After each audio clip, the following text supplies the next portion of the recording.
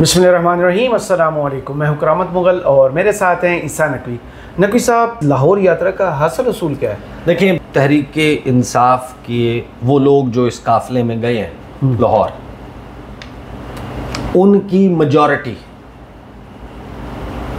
मेरा अंदाज़ा ये है कि 95% से ज़्यादा उनको नहीं मालूम था कैसे कितने चले। मैंने भी 2-3 दोस्तों से हमारी मंजिल क्या है, हाँ, उनने कहा था हमें नहीं बताया। मिर्ज़ा आफरीदी का फार्म हाउस रायवंड में, वहाँ पर हमने पहुँचना है और वहाँ पर कोई इवेंट है, इस बात का इल्म जाने वालों को नहीं था। सही। और ये भी मैं आपको बता दूं कि कोर कमेटी को भी नहीं पता था। जो एक दिन पहले कोर कमेटी का इजलास हुआ ना, जिसमें ये सारा चीज़ें तय हो रही थी, डिस्कस हो रही थी, उसमें भी किसी बंदे को नहीं पता था, ना बताया गया था कि हमने मिर्ज़ा आफरीदी के फार्म हाउस पे जाना है, कवाली नाइट अटेंड करनी है। हाँ, कवाली नाइट और ये होगा, ऐसा कुछ नहीं था, किसी के इल्म में नहीं था मिर्ज़ा आफरीदी। अब मिर्ज़ा आफरीदी की डिबेट में हम इसलिए नहीं जा रहे, भाई तहरीक इंसाफ देती है उसको टिकट, नहीं देती, वोट देती है, नहीं देती, that's not my concern. PTI छोड़ के गया था, पीटीआई में वापस कैसे आया, ये बहस। अब वो अंदर शेर अफजल मरवत हो, शानदाना गुलजार हो, बाकी लोग हों, उनकी पार्टी के अंदर एक पूरा इसके ऊपर एक केस मौजूद है, और वो केस ये है कि पार्टी फंड के नाम पे पता नहीं कितने करोड़ रुपए जो है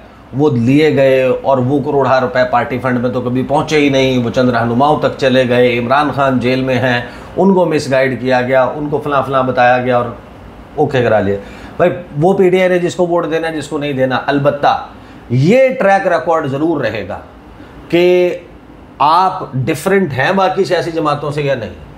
आपका इतराज़ अगर पीटीआई, पीपल्स पार्टी पे या नून लीग पे ये है कि ये मार खाने वाले वर्कर्स को तो पीछे कर देते हैं, और जब सेनेट का मौका आता है, उहदों का मौका आता है, हुकूमत का मौका आता है, तो फिर पार्टियां, मालदार असामियाँ जो हैं वो ढूंढी जाती हैं। तो अगर आप भी वही कर रहे हैं तो बस ठीक है, फिर आप भी वैसे ही हैं ना। आप में और उनमें क्या तफरीक फिर की जाए। सही। फिर आपका भी वो ट्रैक रिकॉर्ड वही है, फिर आप अपनी जो मर्जी मजबूरियाँ से सुना दें। बहुत सारे लोगों ने ये एतराज़ किया कि जो मिर्ज़ा आफरीदी वाला मामला है कि वहाँ पर जाना है, वो उनकी बेसिकली लॉन्चिंग थी, और मकसद ये है कि पूरे MPs वहाँ ले जाकर आमना सामना करें। आमना सामना, और ये कि जनाब वो देखे ना, उनकी पार्टी के लिए खिदमात, इतने मुश्किल वक्त में उन्होंने अपना फार्म हाउस हमें होस्ट किया, हमारे खाने का, रहने का, क़याम तो आम का बंदोबस्त किया, मोटर एरिया बन गया, वो तो कवाली जनाब। अब आप मुझे एक बात बताएं, 350 किलोमीटर, 450 किलोमीटर अब तय करके गए हैं, किसी ने रोका नहीं है, कोई कंटेनर नहीं लगा, कोई आंसू गैस नहीं फेंकी, कोई पुलिस का डंडा नहीं चला। नहीं, इस पे चले, इसके ऊपर आते हैं। ये मिर्ज़ा आफरीदी का ही कमाल है। आप सिर्फ ये चीज़ देखें कि तहरीक इंसाफ का वो जो इवेंट है, जब आप उसकी वीडियो देखते हैं, आप उसकी फुटेज देखते हैं, आपको वलीमे वाली फीलिंग नहीं आती? राउंड टेबल्स लगी हुई हैं, शामियाने अर्दली फिर रहे हैं जनाब, लोगों ने वो उनके बेहतरीन किस्म के जनाब बैरे हैं, खाने सर्व हो रहे हैं, और तकारीर हो रही हैं, बड़े बेहतरीन शामियाने, तंबू, कनाते, तो जनाब साउंड सिस्टम और सारा कुछ जनाब मौजूद है, हर चीज़ बड़े बेहतरीन अंदाज में हो रही है। तो ये तो अगर आपका वो इंकलाब है या एहतजाज है जो गंडापुर साहब की क़यादत में हो रहा है, वैसे मैं बाय द वे ये मैं आपको एज ए न्यूज़ शेयर कर दूँ कि ये जो अब एहतजाज है, बावजूद इसके कि जो मैं आगे सरप्राइज़ जो था वो रखने लगा हूँ, उसके बावजूद मैं आपको ये बता दूँ कि एहतजाज को लीड करने की, एहतजाज के प्लान को एग्जीक्यूट करने की ज़िम्मेदारी जुनैद अकबर के सर से वापस ले ली गई है। सही। उमर अयूब के सर से वापस ले ली गई है इमरान खान साहब ने, और उसकी वजह ये है, एक तो लोगों ने कहा ना कि वो जो बहुत सारे लोग इस बात पे कह रहे हैं कि इमरान खान जो हैं वो देख रहे थे प्रोग्राम, और हामिद मीर के प्रोग्राम में जुनैद अकबर ने फलां इल्ज़ाम लगाए, and he did not like it. Imran Khan को अच्छा नहीं लगा कि जुनैद अकबर को इस तरह पब्लिक फोरम पर बैठकर पार्टी के अंदरूनी मसाइल को इस तरीके से नहीं रखना चाहिए था, लिहाजा उन्होंने नापसंदीदगी का इजहार किया। नहीं, बात इससे बढ़कर उन्होंने एक इजलास किया था, और उस इजलास में خالد خورشید اور باقی اور ڈھیر سارے کچھ لوگ جو ہیں کہ کیا کرنا ہے ہم نے جب احتجاج کرنا ہے، پلان کرنا ہے، کیسے کرنا ہے. اور اس میں انہوں نے جس قسم کے سوالات رکھے تھے نا کہ فلاں ہو جائے گا تو ہم کیا کریں گے، اور اٹک پل ہوگا تو ہم کیا کریں گے، اور گرفتار ہو گئے لوگ تو کیا کریں گے، اور فلاں ہو گیا، اور پیسے، اور بہت ساری ایسی چیزیں انہوں نے درمیان میں کی تھیں. دے ور reported to Imran Khan through Alima Khan. صحیح. اس کے بعد یہ ڈیسائیڈ ہوا، اور عمر ایوب صاحب کا میرے علم میں نہیں ہے ذاتی طور پہ کہ کیا ایگزیکٹ ریزن بنا، بٹ گنڈا پور کو یہ ذمہ داری عمران خان نے دی ہے. صحیح. گنڈا پور صاحب کر کیا رہے ہیں، وہ اپروول کے ساتھ ہے، اپروول کے بغیر ہے، یہ مجھے نہیں پتہ. لیکن میں آپ کو یہ ضرور بتا سکتا ہوں کہ جو ہوا وہ 90 کہ 90 دن کی ڈیڈ لائن یہ عمران خان نے نہیں. یہ تو سیدھا یہ صرف یہ ہو سکتا ہے کہ گنڈا پور صاحب کے کان میں علیحدہ سے کوئی ایسی ملاقات جو رپورٹڈ نہیں ہے، یا عمران خان سے ٹیلی فون پر ان کی کسی نے بات کروا دی ہو. اندازہ ہی لگا سکتا ہے نا بندہ. اور عمران خان نے ابھی کوئی ریسنٹلی وہ بات کہہ دی ہو ان کو، پچھلے کوئی 12-14 گھنٹے میں، 16 گھنٹے میں، البتہ کہ 90 دن کا ٹائم میں حکومت کو دے رہا ہوں، اور 90 دن تک فلاں چیزیں ٹھیک نہ ہوئیں تو ہم فلاں کر دیں گے، اور ہم پھر تحریک یوں لے جائیں گے اور یوں کر دیں گے. ایسی کوئی چیز as per the instruction of Imran Khan. تنزیہ tweet میں نے پڑھا اور بہت شاندار. انہوں نے کہا پوری کی پوری پی ٹی آئی نے عمران خان کو مزید 3 سال کے لیے قید سنا دیا اور آج اس کو سیلیبریٹ کر. اچھا پھر میں 90 دن 5 اگست کی ڈیٹ ہے، پیک پر لے جانا ہے، اور آپ اس کو 90 دن پہ لے کے جا رہے ہیں. پھر میں آپ کو بتاؤں کہ جو سوشل میڈیا ہے ان کا، تحریک انصاف کا، علی امین گنڈا پور صاحب کا، اس کو دیکھتے ہیں. یہ خالد خان سپاری، انہوں نے 2-3 چیزیں رکھی ہیں. صرف فرسٹ کو میں ایڈریس کرنے لگا ہوں، وچ واز اے سرپرائز. بہت سارے لوگوں سے، جرنلسٹ کے لیے بھی سرپرائز تھا، پی ٹی آئی ورکرز کے لیے بھی سرپرائز تھا، پی ٹی آئی کے سوشل میڈیا پہ بیٹھے ہوئے لوگوں کے لیے بھی سرپرائز تھا کہ عالیہ حمزہ صاحبہ جو ہے وہ نظر نہیں ہے. جی. اور عالیہ حمزہ صاحبہ کیوں وہاں پر نہیں تھیں؟ پھر کچھ لوگوں نے کہا کہ بھائی وہ پارلیمانی پارٹی کا اجلاس تھا، پارلیمنٹیرین سے، تو وہاں پہ بہت سارے ایسے لوگ تھے جو پارلیمانی پارٹی کا حصہ نہیں. سلمان اکرم راجہ پارلیمانی پارٹی کا حصہ نہیں، اگر صرف ان کا تھا. اگر وہ عہدیدار کی حیثیت سے، مرکزی عہدیدار کی حیثیت سے موجود ہیں، تو عالیہ حمزہ کیا ہے؟ عالیہ حمزہ جو ہے وہ کسی ٹاؤن کونسل کی، کسی تحصیل کونسل کی آرگنائزر تو نہیں ہے نا، وہ پورے پنجاب کی آرگنائزر ہے. لوگ تو تبصرے کر رہے تھے شاید انہوں نے شہر میں ان کو ناپسند تھا، انہوں نے شرط رکھی تھی کہ یہ نہ. ہاں، تو خالد خان سپاری جو ہے انہوں نے کلیریفیکیشن دی. انہوں نے کہا نمبر 1، عالیہ حمزہ صاحبہ کو دعوت دی گئی تھی، حالانکہ یہ صرف پارلیمنٹیرینز کا پروگرام تھا. عالیہ حمزہ صاحبہ نے core committee what's app group میں کہا تھا کہ میں اپنی ٹیم کے ساتھ علی امین گنڈا پور اور قافلے کو اتوار کے دن الوداع کہوں گی، یعنی رخصت کروں گی، سی آف کروں گی. ویلکم نہیں کرنا. میں آپ کو، آپ شہر میں آ رہے ہیں، آپ ویلکم نہیں کریں گے، آپ شہر سے جا رہے ہیں، بڑی مہربانی. میں آپ کو بڑے وثوق کے ساتھ، نہیں میں آپ کو بڑے وثوق کے ساتھ بتا رہا ہوں کہ جب کور کمیٹی کا اجلاس ہوا، عالیہ حمزہ کو بھی نہیں پتا تھا کہ انہوں نے مرزا آفریدی کے فارم ہاؤس سے. جی انہیں نہیں پتا تھا، کنفرم یہ بات ان کو بالکل نہیں معلوم تھا. ان کو آج یعنی یہ جو جب یہ روانہ ہوا اور جب یہ پہنچنے والے تھے، اس وقت ان کو پتہ چلا کہ پلان یہ ہے، انہوں نے وہاں جانا ہے اور وہاں رکنا ہے. اور عالیہ حمزہ نے کور کمیٹی کے اجلاس میں باقی تمام لوگوں کو 3 منٹ ملے. وہ کور کمیٹی، ونس اگین میں ریپیٹ کر دوں، وہ کور کمیٹی جو تحریک عمران خان کے جیل میں جانے کے بعد درجنوں اجلاس کر چکی ہے، اس کا مختصر ترین اجلاس تھا. 57 منٹ اجلاس جو جاری رہا. وہ اجلاس جس نے 5 اگست کے حوالے سے منصوبہ بندی کرنی تھی، تمام لوگوں کی رائے لینی تھی، کو پلان بنانا تھا، اس پلان کے لوپ ہولز کو، پلس پوائنٹس کو، اس پہ تجاویز لے کے اس کو چزل کرنا تھا. اس کور کمیٹی کا اجلاس 57 منٹ جاری رہا. اس میں 82 اراکین میں سے 41 اراکین نے شرکت کی، ہاف اسٹرینتھ شریک ہوئی. بولنے والے اسپیکرز نہایت کم تھے، 8-10 لوگ ٹوٹل بولے. 8-10 لوگوں میں سے 2-3-4 کے علاوہ کسی نے عمران خان کی رہائی سے تعبیر کرنا اس احتجاجی تحریک کو، اس کے علاوہ بات نہیں کی. باقیوں نے کہا اس کو رول آف لاء کے اوپر شفٹ کر دیں. تو وہ کور کمیٹی میں جب گفتگو ہو رہی تھی تو واحد عالیہ حمزہ تھی، باقی سب کو کہا 3 منٹ. عالیہ حمزہ صاحبہ کو 6 منٹ دیے گئے. عالیہ حمزہ صاحبہ نے پوچھا بار بار کہ مت کریں, ہمیں بتائیں کیا پلان ہے, کیسے ہے, آپ نے کب آنا ہے, ہم آپ کو ویلکم کریں گے. ہم آپ کو کہاں ویلکم کریں, ہمیں پوائنٹ بتائیں, ہم وہاں پر سارے پہنچ جائیں.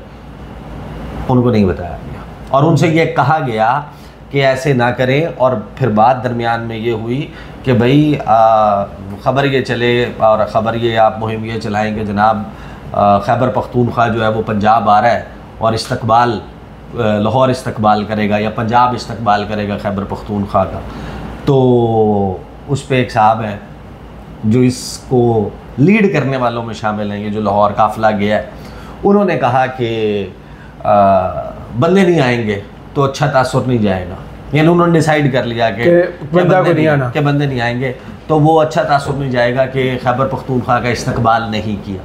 آپ ایسا کریں, ان کو کہا گیا کہ آپ ہمیں ویلکم نہ کریں, آپ ہمیں سی آف کیجیے. تو یہ عالیہ حمزہ کا پلان نہیں تھا جو انہوں نے کہا ہے ان کی سوشل میڈیا کی ٹیم نے, کہ انہوں نے نہیں کہا تھا کہ میں الوداع کہوں گی, رخصت کروں گی. یہ ان کو کہا گیا تھا کہ آپ نے الوداع کرنا ہے, آپ نے ویلکم نہیں کرنا. آپ خود سوچیں, آپ مومنٹم بنا کے 400 گاڑی لے کے, فار ایگزامپل 4 بندہ فی کا 1600 بندہ, گارڈ, ڈرائیور, پورے اس تام جھام کے ساتھ. اچھا اگر آپ ڈائریکٹ پہنچ رہے ہوتے مال روڈ لاہور, آپ پنجاب اسمبلی کے باہر پہنچ رہے ہوتے, لاہور ہائی کورٹ کے باہر پہنچ رہے ہوتے, آپ پریس کلب پہنچ رہے ہوتے, آپ جہاں جہاں سے گزر رہے ہوتے, لوگ شامل ہوتے, ایک بڑا ایونٹ بن جاتا, میڈیا وہاں پہ کور کرتا, وہاں پہ تقاریر ہوتی, سب کچھ ہوتا, تو ایک بڑا ایونٹ نہ بن جاتا. تو لیکن بہرحال وہ ایونٹ جو ہے وہ کیسے ہوا, اس کو کیا کیا گیا. اب ایک تو عالیہ حمزہ صاحبہ کے حوالے سے جو بہت سارے لوگ کہہ رہے ہیں, اچھا پھر کچھ جرنلسٹ نے اس کے حوالے سے یہ دعویٰ بھی کیا کہ ہیسل فری انٹری. ہاں یہ میرا سب سے بڑا سوال. تو مغل صاحب آپ پہلے مجھے یہ بتائیں, آپ کو کتنا عرصہ ہو گیا صحافت کرتے ہوئے؟ مجھے 25-26 سال ہے. 25-26 سال ہو گئے نا, تو وہ 20 سال سے زیادہ مجھے ہو گئے. اور 3.5 سال میں پچھلے جتنے احتجاج کور کیے ہیں, تحریک انصاف کے جتنے جلسوں کی کالز ہیں, یہ سنجانی جلسے والی کال یاد ہے جی. آپ کو پتہ ہے کہ شہر کا کون کون سا راستہ ہے جو بند تھا؟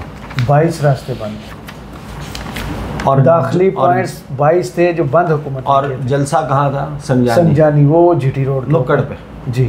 یعنی یہاں سے بھی لوگ وہاں نہ پہنچ سکیں جی. داخلی راستے بند کیے, خارجی راستے بند کیے, انٹری ایگزٹ پوائنٹس کو چوک کیا گیا, اہم عمارتیں, اہم راستے.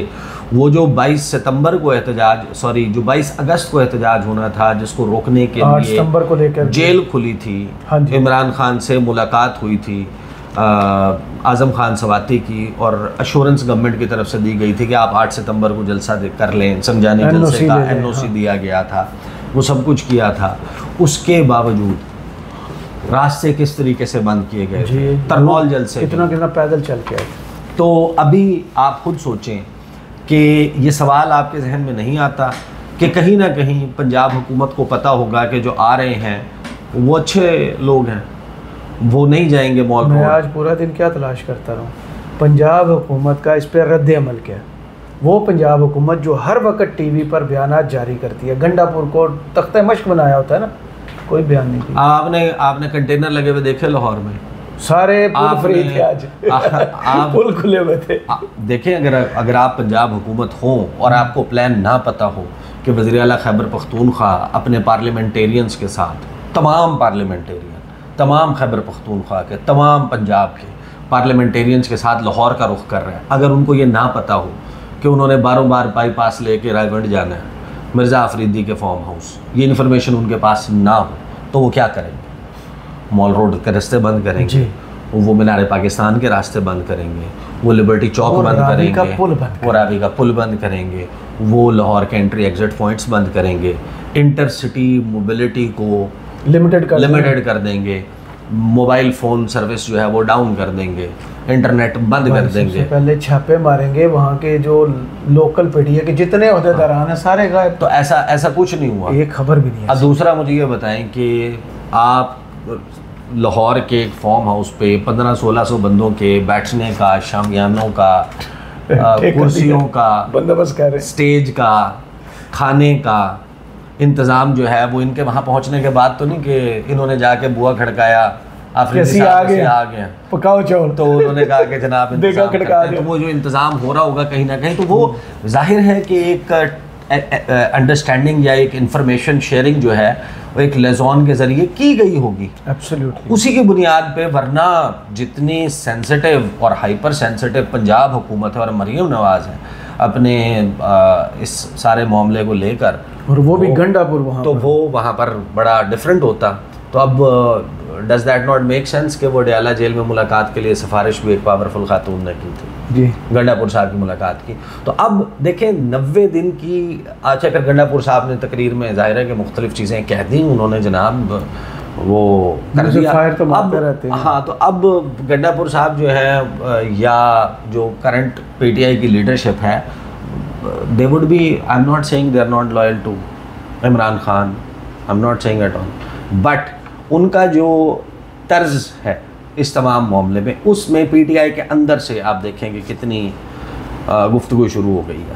بہت سارے لوگ اس کے اوپر کاسٹنگ ایسپریشنس، ان کے اوپر سوالات اٹھا رہے ہیں، وہ سب کچھ ہو رہا ہے. اب آج پریس کانفرنس چند گھنٹے کے بعد ہوگی اور میلہ لگے گا مال روڈ کے اوپر بھی. ہو سکتا ہے کہ پنجاب اسمبلی کے باہر بھی یہ چلے جائیں، لیکن پریس کلب تو بہت سے لوگ ابھی انگلیاں کٹوا کے شہیدوں میں نام بھی لکھوائیں گے، میری گرفتاری ہوگی، میرے لیے چھاپا پڑا، یہ خبریں بھی آج چلتی رہیں. تو وہ اب بہرحال بات تو میں آپ کو آسان سے بتا دوں کہ یہ 4 چیزیں میں تو آپ کو گارنٹی سے کہہ سکتا ہوں کہ یہ سرپرائزنگ تھی پی ٹی آئی کی لیڈرشپ کے لیے بھی. ایک یہ کہ ہم مرزا آفریدی کے مہمان ہوں گے جب ہم لاہور جائیں گے. ہم لاہور پر سے لاہور، اندر لاہور اندرون وہاں پہ نہیں جا رہے، ہم پنجاب اسمبلی نہیں جا رہے، ہمارا لاہور جانے کا پلان معاشی صاحب کے پڑوس میں جا. ہاں، تو یہ سرپرائز تھا. نمبر 2، 90 دن کا وہ کہیں گے یہ عمران خان کا 5 اگست کی تاریخ آئی. ہاں، وہ 5 اگست کی تاریخ تھی، انہوں نے آج اس کو پانی پھیر دیا 5 اگست اور پی ٹی آئی کے اندر بھی کسی کے اوپر اس کے اوپر کوئی تھاٹ پروسیس نہیں ہو. یعنی کہ یا تو یہ 90 ڈیز، میں آپ کو یہ تو انفارمیشن کی بیسس پہ بتا سکتا ہوں نا کہ پشاور میں پارلیمانی پارٹی اجلاس میں 90 دن کی ڈیڈ لائن پہ کوئی رائے نہیں تھی، یا یہ کوئی کنسنسس نہیں تھا کہ وہاں پر رائے آئی، لیکن آپشن آیا تھا کہ 3 ماہ میں لینے چاہیے. ٹھیک ہے. اس کے بعد نہیں، ڈیڈ لائن کی بات کر رہا ہوں. اچھا. دوسری بات، کور کمیٹی میں بھی 90 ڈیز ڈیڈ لائن ہم نے گورنمنٹ کو دینی ہے، اس کے اوپر کوئی رائے نہیں لی گئی تھی. عالیہ حمزہ صاحبہ جو ہیں ان کے حوالے سے کہ وہ مسنگ کیوں تھیں یا انہوں نے کیوں نہیں کیا، تو وہ ان کو کہا گیا تھا کہ آپ ہمارا استقبال نہ کریں، آپ ہمیں سی آف کریں. اور تیسرا یہ کہ ان کی hassle free entry, obviously that remains a question. اب اصل چیز یہ ہے کہ آج کتنا سخت اور کیسا بیان جو ہے وہ اور کیا لایا عمل دیا جاتا ہے. اگر کلمہ حق جابر حکمران سے پوچھ کے کہا جائے تو اور کیا، اور پھر اگلا سب سے اہم چیز یہ ہوگی کہ اس دوران کیا عمران خان تک ایکسیس ملے گا، اور عمران خان تک ظاہر ہے اب یہ انفارمیشن پہنچ رہی ہے یا نہیں پہنچ رہی، اور پھر ڈیالہ جیل سے کیا کہا جاتا ہے اس کے اوپر، دیٹ ریمینز اے کوسچن. بہت شکریہ عیسیٰ نقوی آپ کے تجزیہ کا. کمنٹس باکس میں ضرور بتائیے گا ویڈیو آپ کو کیسی لگی. اجازت دیجیے، اللہ حافظ.